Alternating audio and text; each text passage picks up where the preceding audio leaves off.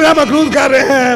ہمارے پاس ایک ہی راستہ ہے, اس امپورٹنٹ گورنمنٹ کو ختم کر کے دوبارہ الیکشن کرائے جائیں, مہنگائی ختم کی جائے اور اس ملک کی سالمیت کو درپیش خطرہ سے نکلا جائے.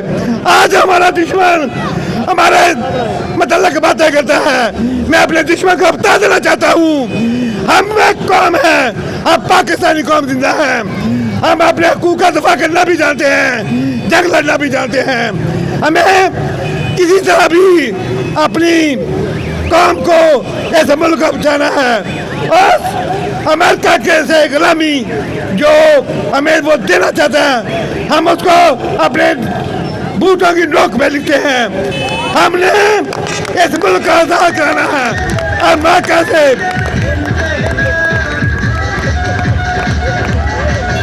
ہم نے اس ملک کی آزادی کی جنگ لڑنی ہے دشمنوں سے بھی, اور ان امپورٹنٹ چوروں, غداروں, کمینوں سے بھی.